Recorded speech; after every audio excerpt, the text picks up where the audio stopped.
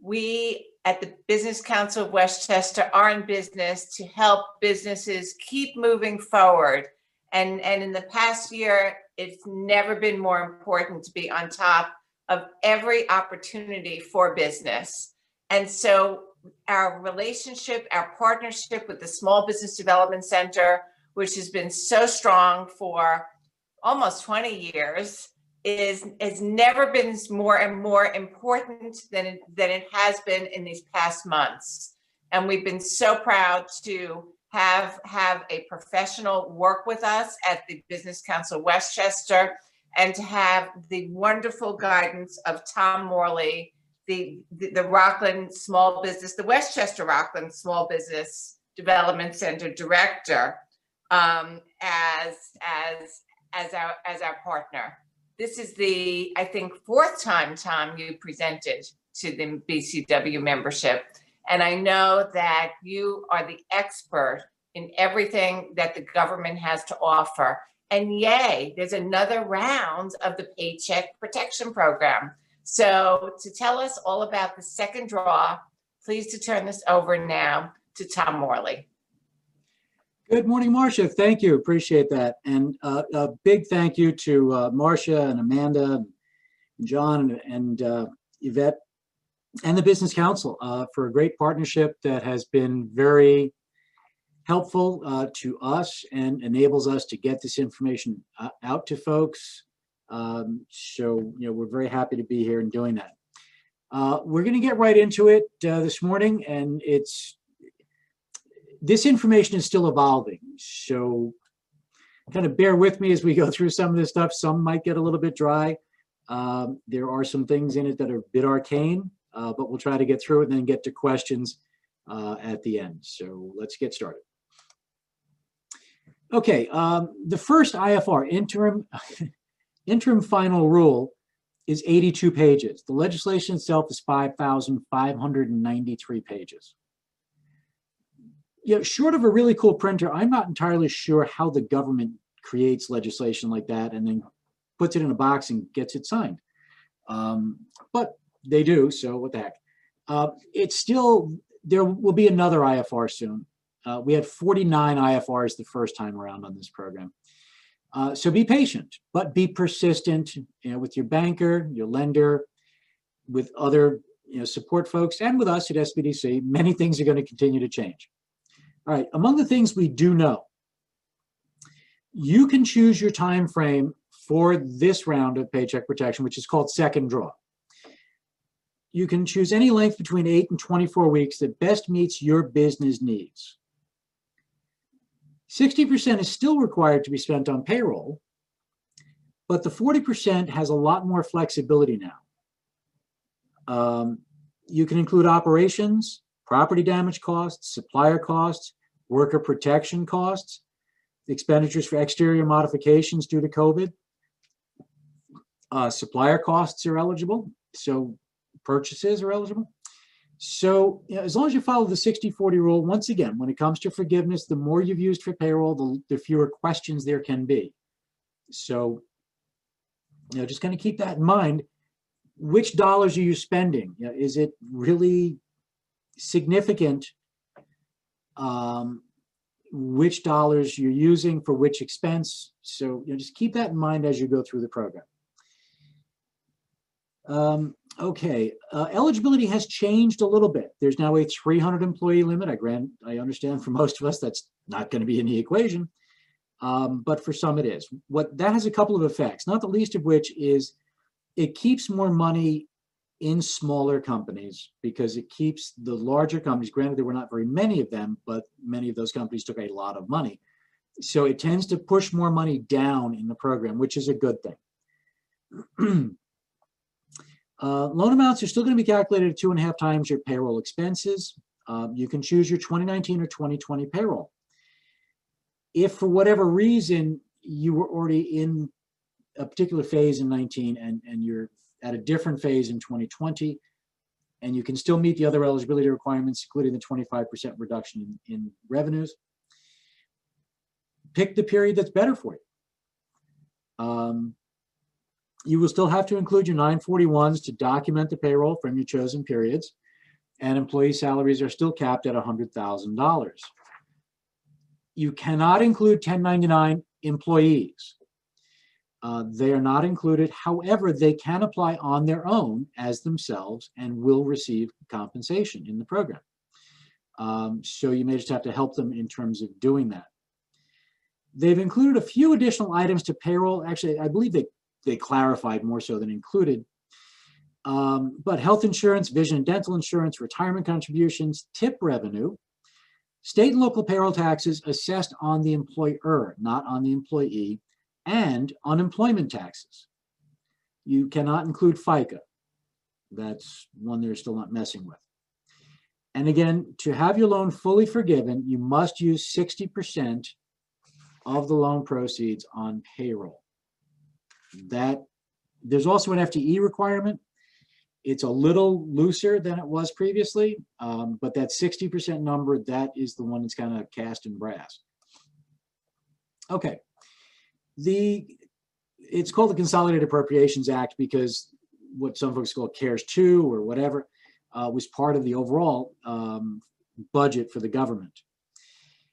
So it created the second draw PPP loans. It clarified the tax deductibility of PPP expenses and created some additional tax credits and deductions. Now, we'll get into a little more detail later on, but ordinarily, when a loan is forgiven, that's considered revenue to a business or to an individual. It was clarified last year that you did not need to, under an IRS opinion, well, I think later on we do have the opinion numbers, so you can get the specific text for yourself if your situation requires that. You wouldn't show the revenue from a forgiven Paycheck Protection loan, but you couldn't take the expenses that were paid by that loan. Major change is that you do not show the revenue, but you can take the expenses. Some of you may say, well, I'm just going to lose more money that way. Yes, you are, on paper. You already lost the money. I mean, that already happened.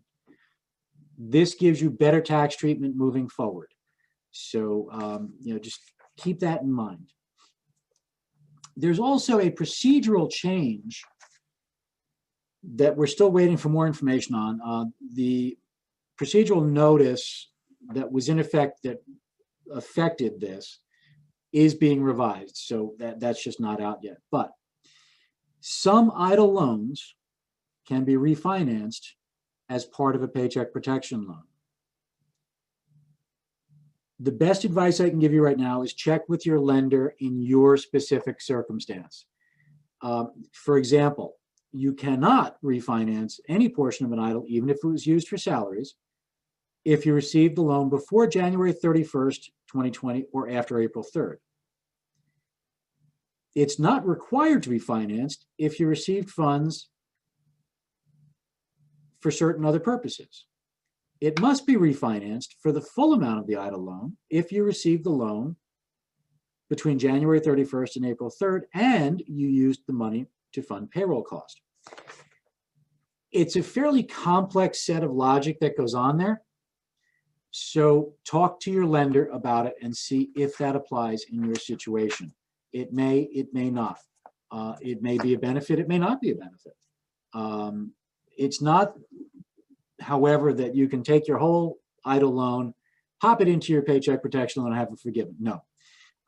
More often than not, SBA loan instruments are all standalone instruments. Each one is its own arrangement, and that's that.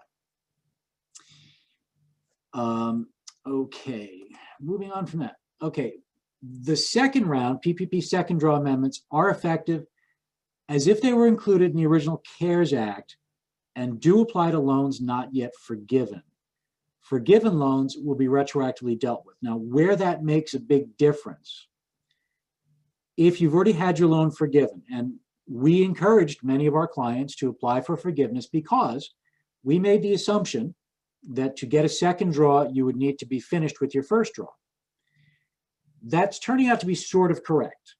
Correct insofar as you have to at least have accounted for using all of your first round money before you can receive second round money. What they're considering documentation, for lack of a better term, that you used your first round money is that you've applied for forgiveness. It doesn't have to be granted, because once you've applied, then it's the ball's in SBA's court.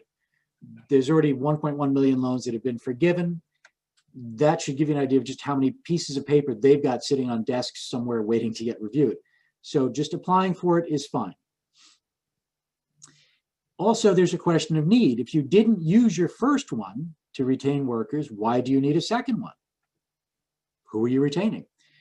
So again, something that might be different in your particular circumstance, but it's important that you go through the process.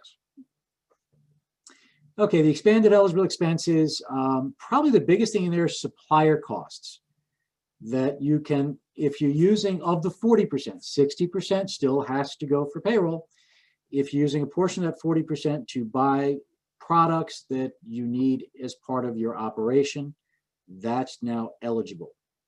PPE, personal protective equipment, other worker protections, the sneeze barriers, sneeze guards, all that sort of stuff, that's now eligible.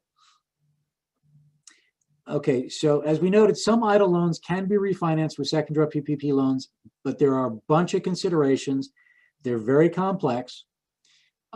So go over that with your lender. It's not a magic bullet that's going to make your other idle money repayments go away. And speaking of going away, let me go back actually to the first thing about the retroactive thing. So if you applied for forgiveness and you've received your forgiveness and your original idle economic injury disaster loan advance converted to a loan or reduced your forgiveness, SBA and the lenders, you don't need to do anything. That said, I'm the sort, I would at least stay on top of my lender. But you don't need to do anything. SBA will work that out with the lender. If you've paid any payments toward that, or if you decided to pay that loan off, that money will be refunded to you. The bank will just put it back in your account. It's going to take, it's the infamous kind of like when you wait for the rebates and stuff, the infamous 4 to 6 weeks.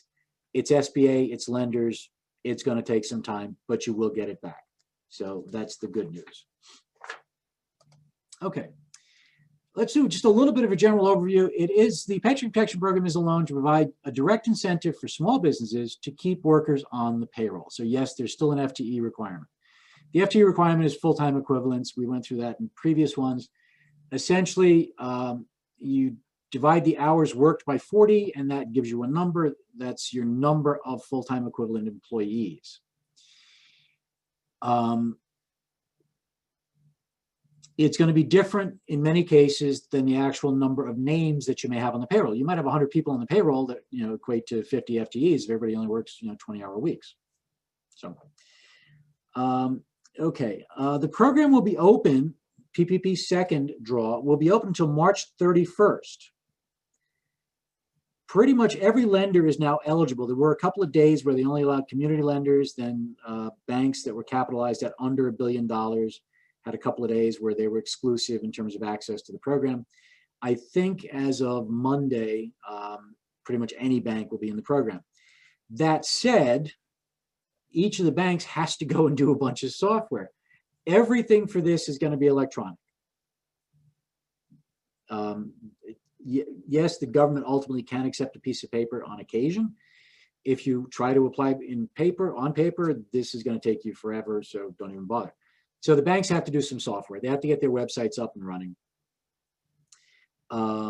It's going to take some of the lenders a few days. We think they did learn from their experience the last time around that they can't take 3 years and just keep ignoring people during that time.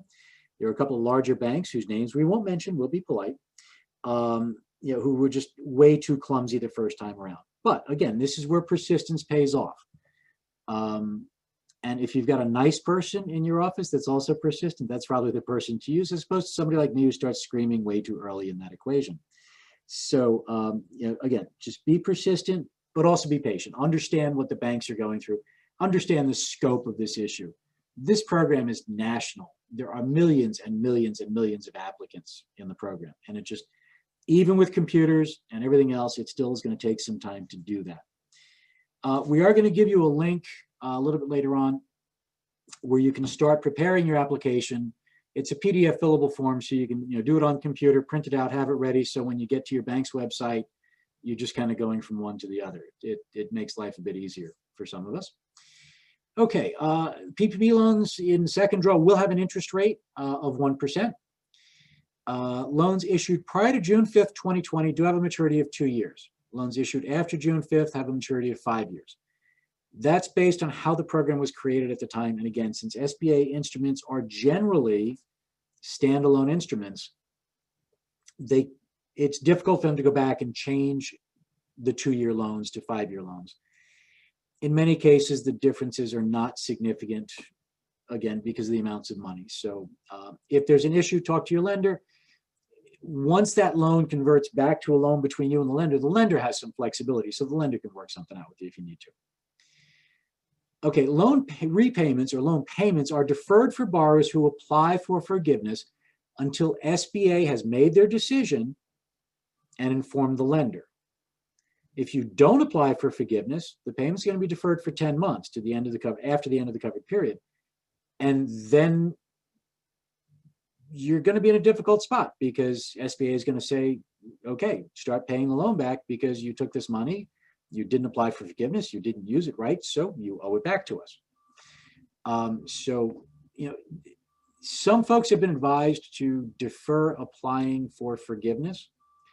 I personally do not see a logic to that unless you've got a special circumstance. So if it's suggested to you that you defer for some reason applying for forgiveness, just understand why you're doing it. But until you do it, you can't get round 2 or a second draw of paycheck protection.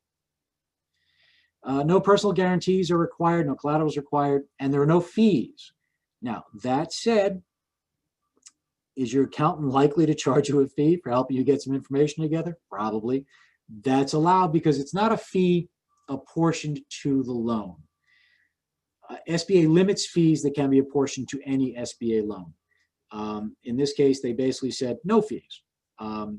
You'll probably get email from folks that have names that have the words small business in them. There's a firm out there called SBA Attorneys. It is .com, not .gov. It is not SBA. And they do SBA work, God bless them, not speaking ill of anyone, but they're not SBA, but they have been sending out emails that are somewhat confusing. So just be careful in terms of cyber stuff with your applications, with your information, and those sorts of things. Okay, let's get into a little bit of eligibility. Again, not more than 300 employees. That's down from 500 employees the last time around.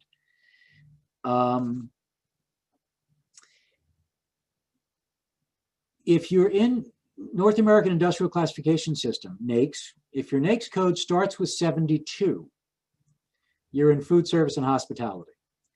The 300 employee limit is by location, not by overall company size.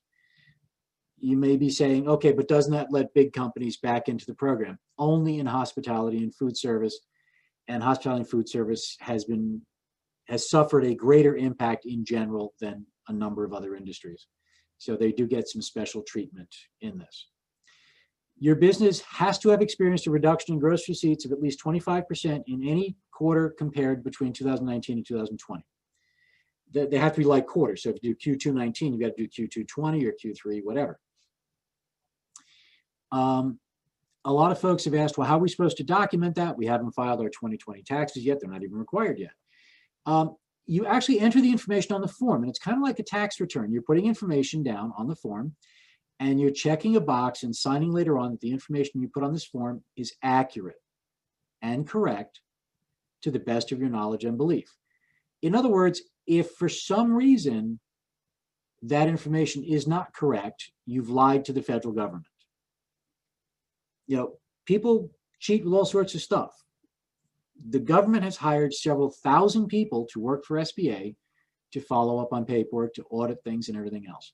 The government has a very long memory.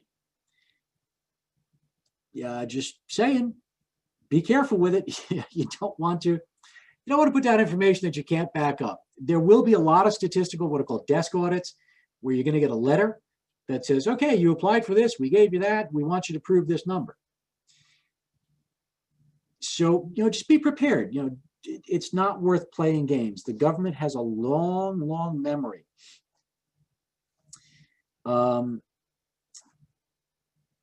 If you don't do quarterly reporting for some reason in your business, you can do annual reporting. You can show that for the year you're down 25%.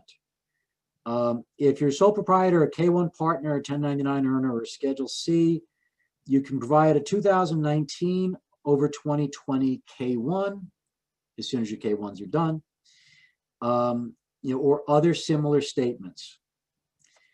Getting back to the NAICS 72 code, the other difference there that is significant. So if you're a restaurant or basically hospitality and food service, you get 3.5 times your average monthly wages, not 2.5. So it's noticeably more money. It's 30% more money. Actually, almost 40% more money, depending on how you want to do that math. But it's significant. The issue is going to come down to the NAICS code that will be used is the NAICS code that appears on your tax return, on your most recent tax return. Hopefully, you've been using the correct NAICS code. It's one of those things on a tax return. It's informational. It's not financial. So a lot of times people don't really care, or they just look quickly and they, oh yeah, I do this. So they put down 73 something instead of 72. In some cases, we've had clients that were off by, they were in a 5,000 code, not a 7,000 code. So look at your tax return from last year, see what NAICS code you used. If it's incorrect, you will have to file an amended return to correct that. It's that simple. Again, it's the government. It's what appears on the piece of paper.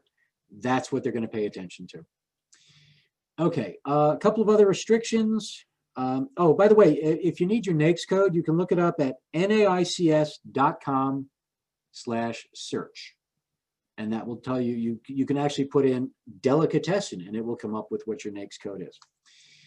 The other big restriction is that the business can't be more than 20% owned by an entity or person from the People's Republic of China or the Special Administrative Region of Hong Kong. That's a little bit of political influence in the program. Not sure how that ended up in there. I'm sure some elected official said, no, we can't do this if it's a Chinese business. Okay, whatever. Okay, last couple of things on eligibility. Anybody that spends 15% or more of their time or dollars or spends $1 million on lobbying activities are excluded from the program. So if you are an advocacy attorney, you're probably not going to be eligible. You have to be currently operational and not currently in bankruptcy.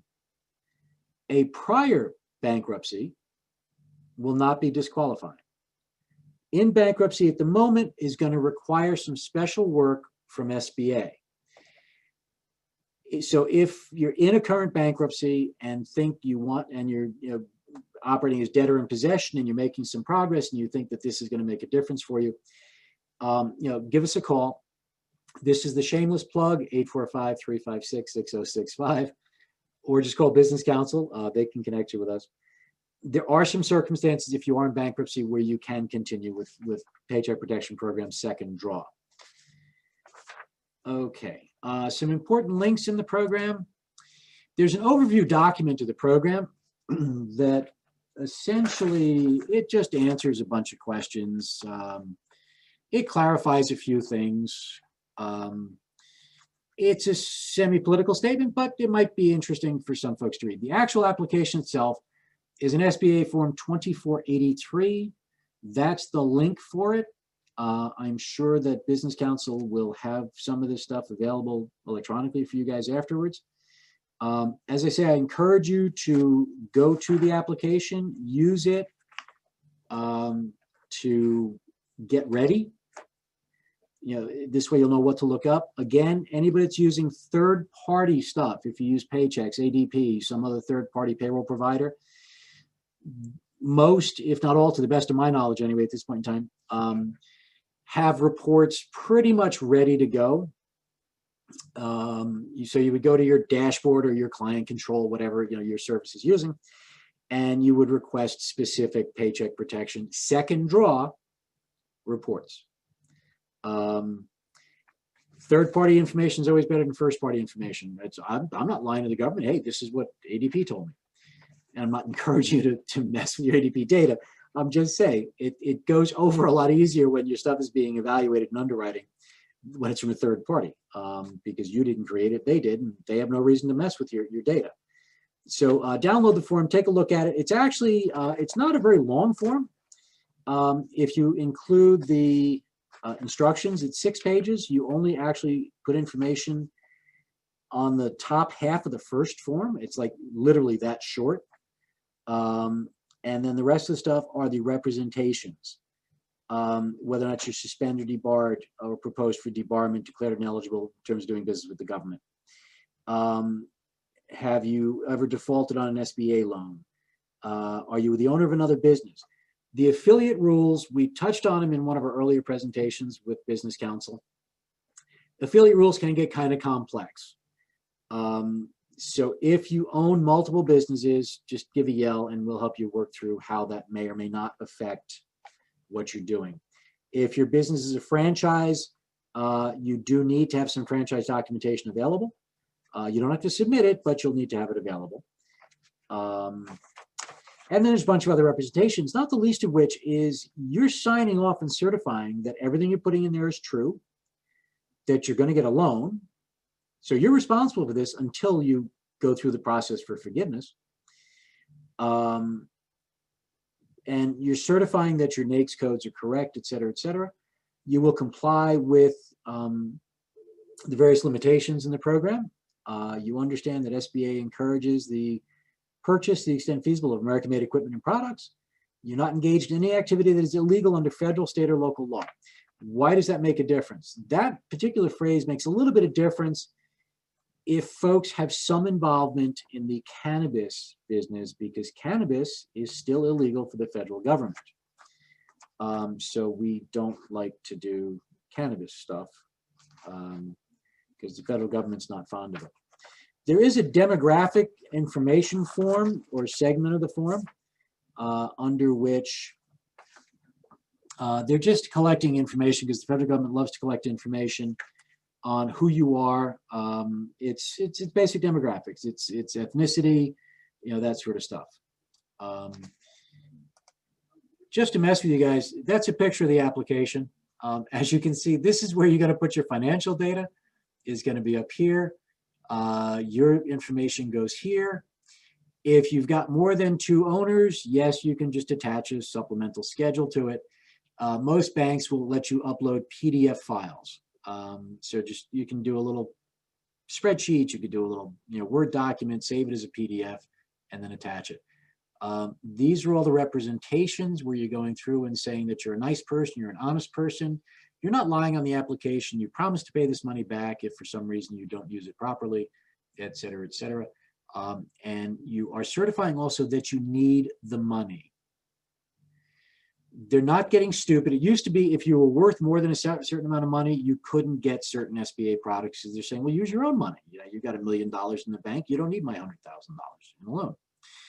They're not getting quite that fussy, but you do have to actually need to use the money. So continue with our next slide. Oh, there we go. That's the rest of the application. Yep. So this is just the instructions and that sort of stuff. It's kind of like tax forms. It's not rocket science. Everybody on this call should be able to read this, figure it out. We are here to help you. The Business Council is here to help you. So absolutely, if you have some questions of interpretation or understanding, do give a yell. We're more than happy to help you out. That's what we're here for. So that's the thing. Here's the little demographic thing we were talking about. That's voluntary. SBA likes to collect data to know, okay, are we reaching the places that we think need to be reached? Are we reaching the people and the populations that we believe need the assistance? Okay, we're going to go through a little more detail on expenses that are eligible. Covered operating expenses means payments for business software, cloud computing services that facilitate operations, product or service delivery, the processing, payment, or tracking of payroll expenses, so what your fees like to an ADP or Paychecks. Human resources, sales and billing functions, or accounting or tracking of supplies, inventory, records, or expenses. In other words, the admin side of your business. all those expenses are eligible in the 40%. The 60% still has to go for payroll. So like, we could like all stand up and chant at the same time, 60-40, 60-40. Just remember, that's the split that's mandatory. If you start messing with that, you're going to mess with your forgiveness, so don't bother. Covered expense, covered property damage. Again, not sure which member decided to put this in the legislation, but if your business was vandalized due to looting during public disturbances during 2020 and was not covered by insurance or other reimbursement, you are eligible to include those costs as part of the 40%. Covered supplier costs. Expenditures made by an entity to a supplier of goods that are essential to the operations of the entity at the time at which the expenditure is made. So no, you can't pay now for stuff you're going to get next year. Is made pursuant to a contract, order, or purchase order. So you've got paperwork on it. In effect, at any time before the covered period with respect to perishable goods, in effect, okay. In other words, it's got to be real stuff, and it's going to come to an audit. You're going to have to explain why did you get this, and what did you do with it. In terms of covered worker protection expenditures, anything that you purchase to maintain compliance or follow the guidance of the Department of Health and Human Services, CDC, Centers for Disease Control, OSHA, everybody's favorite agency, Occupational Safety and Health, or any similar and equivalent requirements established or guidance issued by a state or local government during the period beginning March 1, 2020. So until the disaster, until the national emergency ends, which won't be for a while yet, anything that is recommended that you do for your employees, that you have to get them, face shields, you've got to get masks, you've got to get gloves, you've got to get hand sanitizer. All those things will be covered. Sanitation costs are covered. We're not entirely sure yet, again, because this stuff is developing as we speak, literally. If you've got a disinfecting service coming in, like a commercial disinfecting service coming in, at this point in time, it seems like that would be an eligible expense because it's worker protection. If you've got to reconfigure offices because you've got a small space, and even at 50% occupancy, you're still too close to others. You can't do shift change where, okay, we're only going to work in offices 1, 3, and 5 until 2 o'clock in the afternoon, and then we're going to use offices 2, 4, and 6 after that time. If you can't do things like that and you have to move some things around, those costs would be covered as well. Again, as you might imagine, this is some fairly complex wording and stuff. So again, give a yell, happy to help you figure out what should be eligible and what wouldn't be eligible. Okay, accounting treatment update. The legislation clarifies and amended some major issues. As we mentioned, expenses paid by Paycheck Protection Round 1 and Round 2 are fully deductible for tax purposes, which is different than the original IRS guidance. Some folks that may have filed some financial reports or other things should consult their accounting professionals to see what, if any, differences and changes they need to undertake to comply with the revised opinions now. What does that do for us? At the end of the day, it essentially says that, okay, my business, we sold $500,000 worth of stuff. We lost $50,000 because it was a bad year. And that's without taking the payroll expenses that were reimbursed by our $80,000 PPP forgiveness. Well, once you take those expenses again, your loss is now $130,000. You already lost it, you already spent it, you're already done with it. So it has no real cash impact on you. The impact it has on you is you now got tax loss carry forward. So it improves your tax situation downstream. It also confirmed that for partnerships, S corporations, and some other kind of special situations, it increases your tax basis.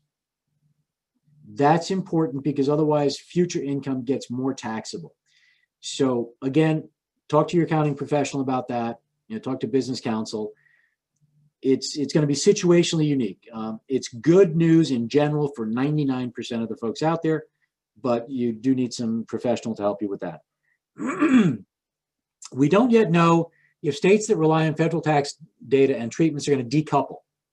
which means, for example, in New York State, you carry a lot of information from your federal returns to your state returns corporately, personally, and things of that nature. We don't know if the states are going to decouple from that. So, your $500,000 business that lost $50,000 under the feds might have lost 130, under the state may have only lost 50. So we don't know yet what they're going to do. As soon as we know that, we'll get in touch with Marcia. We'll try to get information out to folks on that. Maybe we'll do another webinar. But that's kind of the magic question at this point in time. Okay, another accounting treatment update on the employee retention credit. Originally, you could not use the ERC if you had a Paycheck Protection loan. The exclusion was removed retroactively, so I would encourage you to do an individualized review with your accounting professional. And the ERC is a fairly specialized program that requires a fairly specialized review in terms of, does it make sense in your situation? In some cases, all you're really doing is deferring a payable. Might make sense to do it, might not make sense to do it. Keep in mind, of course, that if you defer a payable that is a tax payable, taxes immediately pierce the corporate veil. Taxes immediately pierce bankruptcy. So for folks, you might think, well, if my business blows up, then I just don't pay it back. No, they'll just come take your house or your car or whatever else they can find. Some of this, though, is a credit. So you actually can get money back on stuff. So again, I encourage you, if you think the employee retention credit, since it is a refundable credit against employment taxes, talk to your accounting professional as to whether or not that makes sense in your situation. Emergency paid sick leave, the Act, EPSLA, Family Medical Leave Act, and FFCRA, which I forget what that stands for, have been extended, but the participation rules have changed. In many cases, and again, depending on the number of employees you have, what your specific situation is, you may need to talk to your HR professionals and find out what is going to apply in your specific situation. But in many cases, participation has become voluntary. That's important for a whole bunch of reasons, not the least of which is that in a number of small businesses, even if you've got 25, 30, 40, 50 employees, some of these expenses were getting onerous. Where folks were taking time off under a coronavirus claim, per se, and you were having to pay for it. And if you, for some reason, wanted to dispute it or whatever, you were fighting the Department of Labor. They've got way bigger pockets than any of us do. So it was a tough fight. So in a lot of cases, folks are like, hey, I'm getting screwed here. I got to do what I got to do. And like, okay. So again, check with a professional on that. There were some other very specialized tax treatments that were extended in this that apply primarily to renewable energy. The excise taxes on beer, wine, and spirits has become permanent. So if you're in that industry, you'll know what you're doing there. The 30-year period for depreciation on qualifying residential real property for folks in the real property trade or business when calculating interest expense limitations has changed. Again, if you're in that business, you understand that. Your professionals understand that. Just a side note that's not really germane to us as business folks here, but one of the things that was changed, if you don't itemize deductions on your personal tax return, they are allowing a deduction of up to $300 or $600 for a joint return for 2020. So you can now just put that on your tax form. I'm not sure which line it's going to go on. I haven't seen any of the forms yet.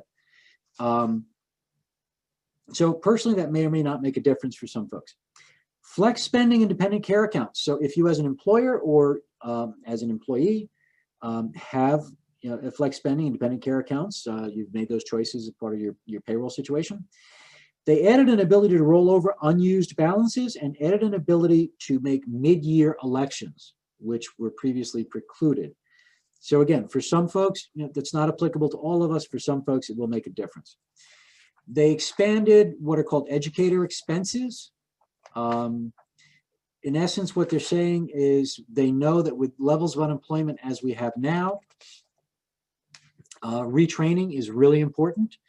So they've changed the deductibility for educational expenses and made that much more liberal.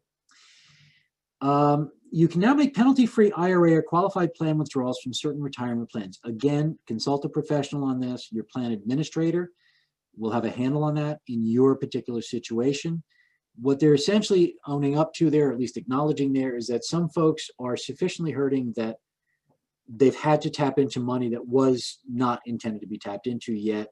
And why are we charging them penalties on that? This is survival for many people. So again, in your situation, check out how that's going to apply to you and your particular plan. That'll make a difference. They expanded the deductibility of business meals. Some folks were thinking, oh, this is so we can do more entertainment. No, but deductibility was increased to 100%, effective for expenses incurred after December 31st, 2020, and expiring at the end of 2022. And from what we've been told, part of the logic on that is that some people are having to feed employees for a variety of reasons. In some cases, because the employees are food insecure. In some cases, because food isn't necessarily available locally. Too many cafeterias have closed, so folks are having to order food in, for employees to be effective employees.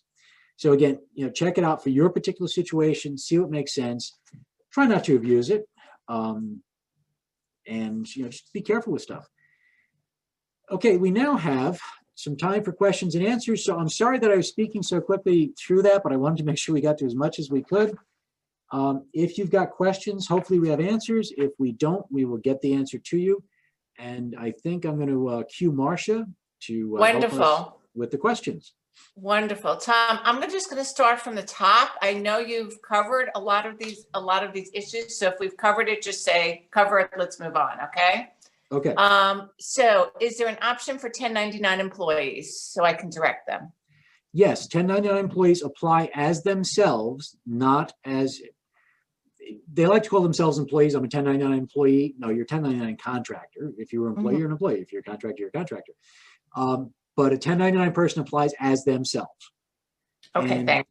Their stuff is actually fairly easy. You take your average revenue, your average 1099 income from 2019, divide by 12, that's your average monthly, multiply it by 2.5, and that's the amount of money you're going to get. Forgiveness is really easy. You basically say, yes, I paid myself this money because they already gave it to you. So it's been paid to you. So forgiveness is really a piece of cake.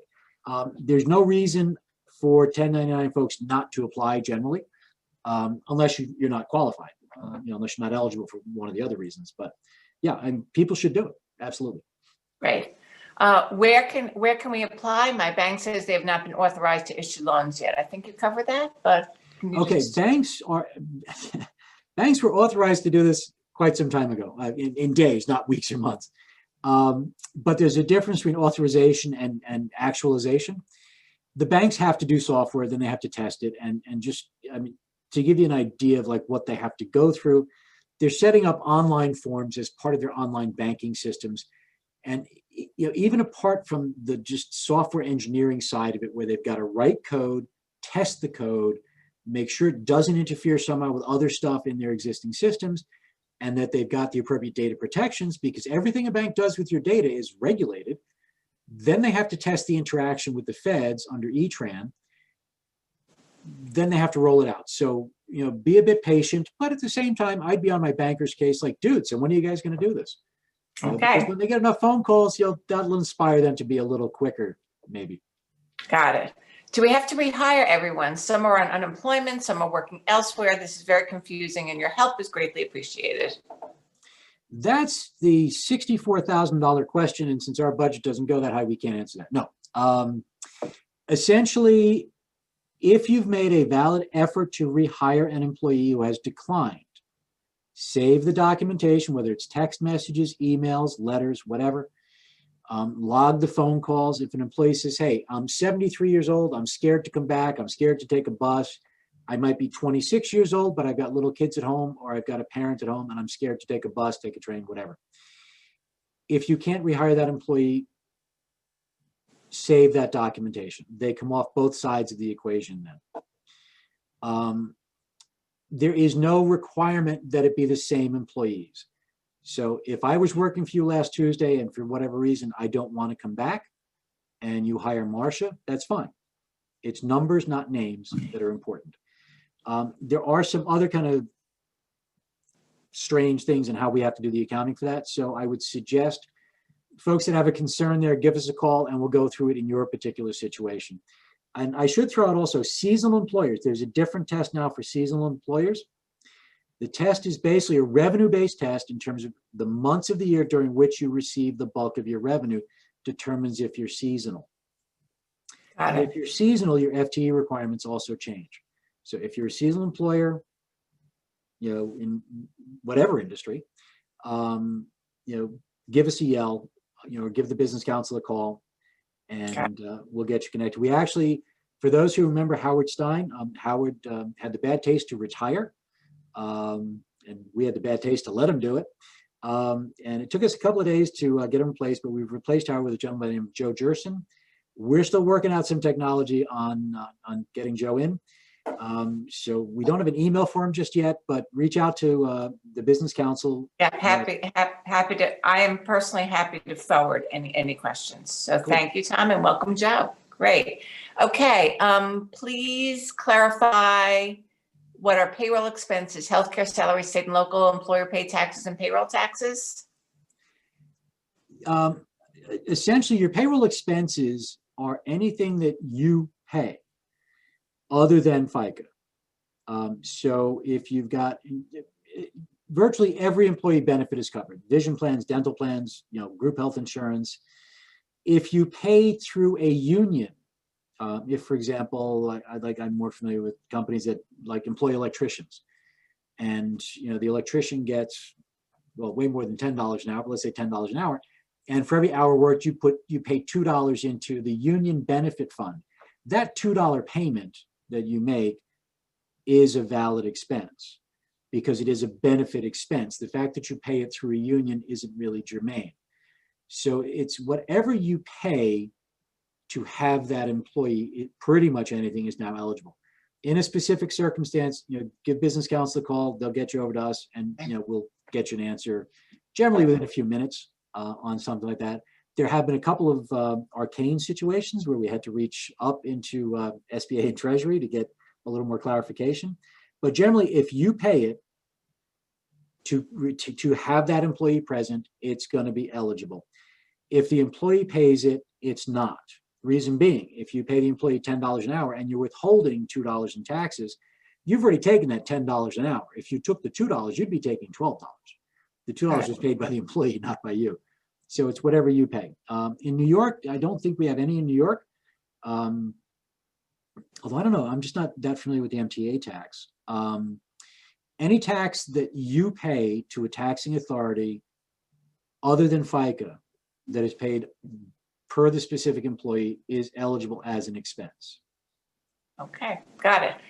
Here's another one about 1099. I believe you answered it about contractors. So contractors can apply as 1099s, correct? Absolutely. Okay.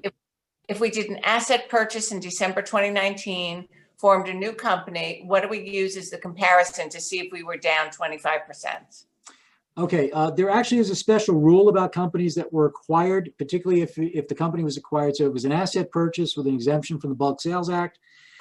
It is considered for calculation purposes to be a successor business. So you would use the acquired business's numbers.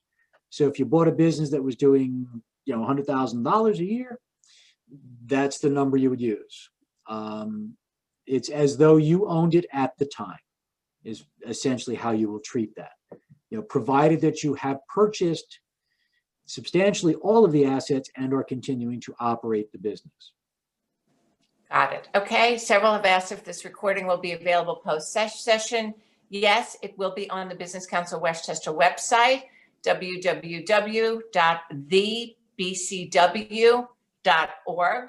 And we have a business resource center, and give it a day or so and it should be available. And it also, I believe, will be available on Facebook as well. Okay, could you go through the PPP as revenue, yet tax credit has changed? Say that again, please. Could you go through the PPP as revenue, yet tax credit has changed? Oh, okay. Yeah, the PPP is not considered revenue. Previously, the interpretation from the IRS was that, let me back that up. Ordinarily, a forgiven debt or a forgiven loan is considered revenue because you received a benefit, and the benefit is the amount of your loan that was forgiven. That's been the tax treatment historically. As part of some of the disaster stuff, and this goes back to Superstorm Sandy, 9/11, and some other disasters, the government was saying, okay, we're going to give you a grant to help your business out because you just got hammered. Oh, and now we're going to tax you on it. So they start to clarify the treatment of forgiven amounts or grant amounts to businesses. So the interpretation from the IRS, as recently as a few weeks ago, was that you do not need to take a forgiven Paycheck Protection loan amount as revenue. So you do not take that as revenue. And the original opinion was that, and you also do not take the expenses associated with that loan because you didn't pay them, the government paid them. And there was a fundamental logic to that. Congress changed that in the recent bill and said, yes, you continue to not show that revenue, but yes, you can take those expenses. Where it's going to get interesting for some folks is it depends on how you report information and to whom you report information and what you may need to footnote in your financial statements. For example, if you don't show the forgiven Paycheck Protection loan revenue and you're showing those expenses, it's going to distort the financial picture of your business to a bank. Conversely, there's an accuracy issue for non-tax treatment financials. The accuracy is we got this loan, all of it was forgiven, some portion of it was forgiven. These were the expenses associated with it. These would be our financials if we did it this way. These are the financials doing it for tax treatment. So again, talk to your tax professional or your accounting professional as to how, in your circumstance, you should be reporting that information. If you do report financial statements to a bank as part of other credit facilities, I would strongly suggest that you consult your accountants because you probably should footnote this and attach it to your statements to show why your statements are reading the way they are. I mean, if you're showing a tax loss that's significantly greater than your operating loss because of how you can treat a Paycheck Protection loan forgiveness amount, I don't want the bank looking at it and saying, well, God, you guys lost this ton of money. Well, no, we didn't because we did this. So talk to your accountants in terms of how you want to present that information and how it should be legally presented as well. If you present as part of an LLC and you're sending information to other shareholders, particularly passive shareholders, again, check with your accounting professional, check with business counsel. How should that be presented? Tax treatment versus non-tax treatment. What gets footnoted? What gets a supplemental schedule? Okay, great. Okay. Number of we have not. If we have not applied for forgiveness yet, are we eligible for the second round? You're eligible to apply. However, you cannot receive the money until you have accounted for PPP round 1. Right now, the working definition that we have is that you will have applied for forgiveness because that means you have finished using it and you're either sitting there looking silly or you would have applied. So if you apply, that's essentially your documentation that you used it correctly. Okay. So you can't get it until you've closed out round 1 because they're going to say, if you didn't close out round 1, why do you need round 2? Yeah, it's a fundamental logic. So, and unless you've got a really fancy reason for not applying for forgiveness, anytime someone's willing to let something go away that I don't have to pay, yeah, I'm going to be first online for that stuff. So unless you've got a really good reason for not applying for it, you want to apply for it. And also just be done with it. Why leave these things hanging over your head? you're reporting an obligation. You're reporting a debt obligation on your balance sheet. If you're going for other debt, even if you're just going to lease a car in the business or lease a delivery truck, you're showing debt on your balance sheet that doesn't really exist because you anticipate its forgiveness. But it would go on your balance sheet. You'd have to footnote that you anticipate forgiveness. But then as a lender evaluating that, I'm like, well, what if you don't get forgiveness? So yeah, apply for it. Just be done with it. Great. Tom, is it okay with you if we extend 5 minutes because there are so many questions? Yeah, because business council is a cool group. We can do that. Okay. I originally had a hard Everyone- stop, but I did push back my other stuff. So we're good. Okay, so let's just extend for 5 minutes and just to kind of get through some of these questions. If anyone's question has not been answered, please feel free to email me at mgordon@thebcw.org and I will forward it to Tom, and I know he will get back to you if he can, if he has an answer. And also, I would be remiss if I didn't say, I know there are people here, BCW is proud to offer this as a service to the entire business community. And if in 2021, anyone is interested in becoming a formal member of the BCW, if you are not, please contact us as well. Linda Tyler is our director of membership. Okay. Number of employees on the application form, is it the current number or the number of the average monthly payroll from 2019? I'd have to look at the application because there's different numbers in different boxes.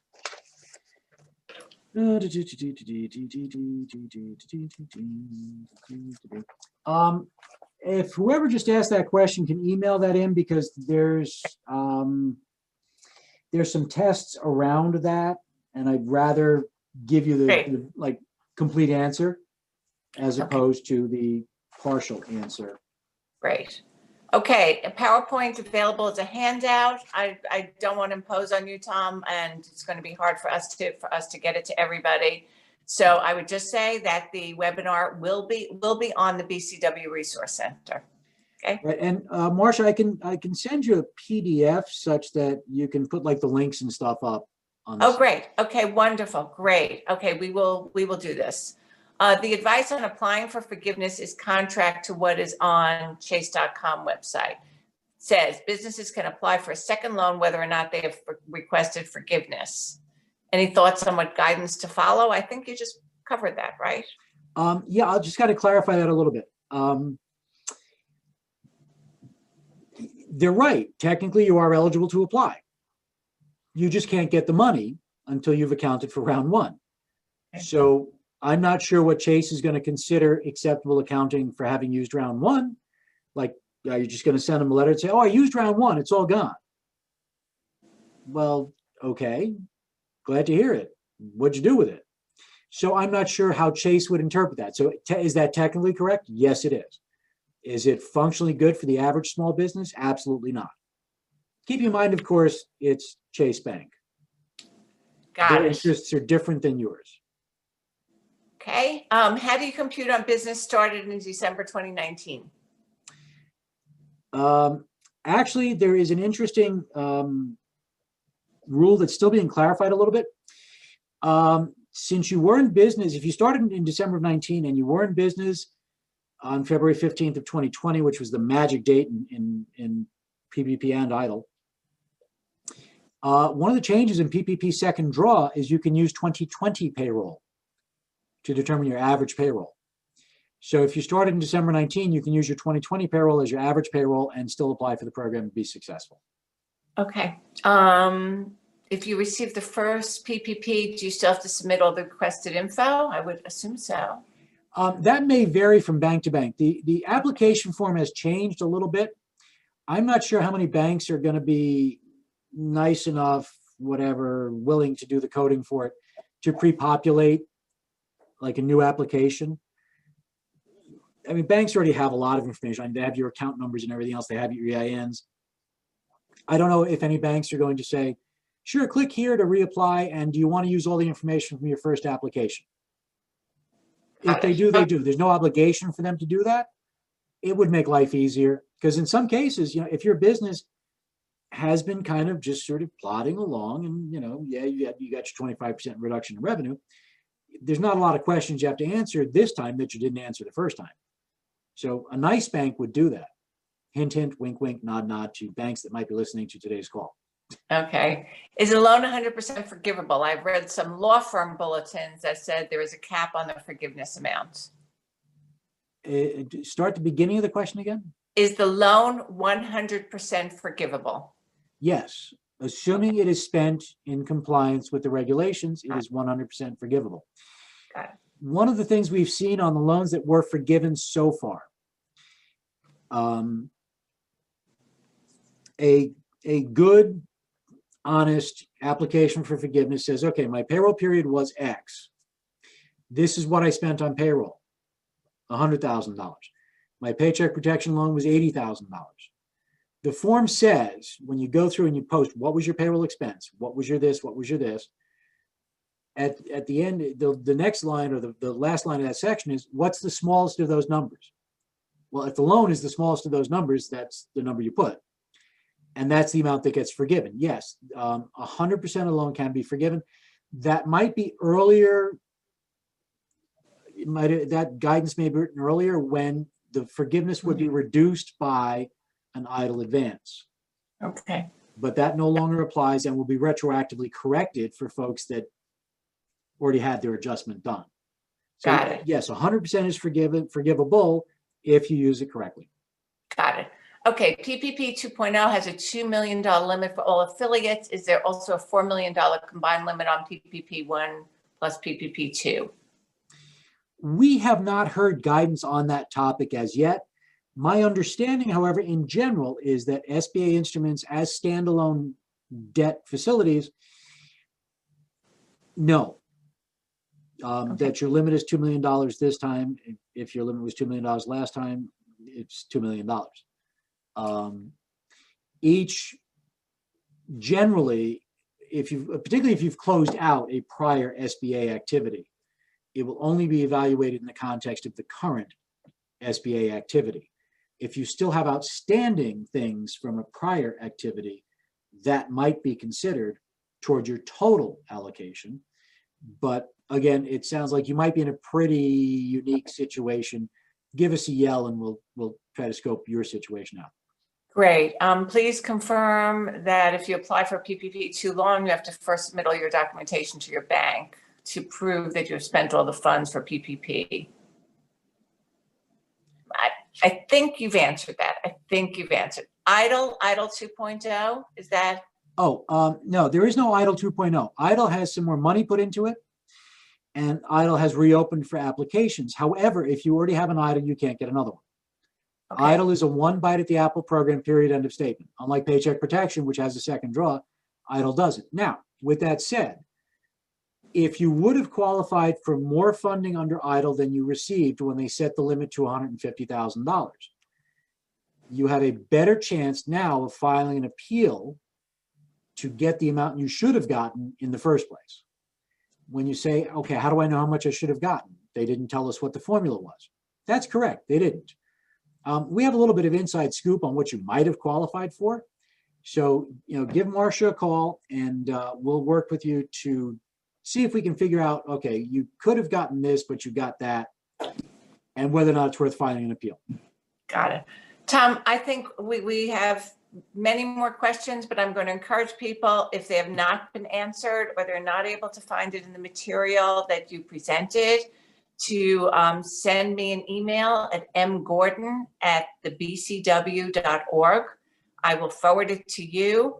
We so much appreciate your time and your expertise. As you see, this is amazing. Everyone is so engaged, and we will continue to work with you. We look forward to welcoming Joe, who I know will be available as a great resource also.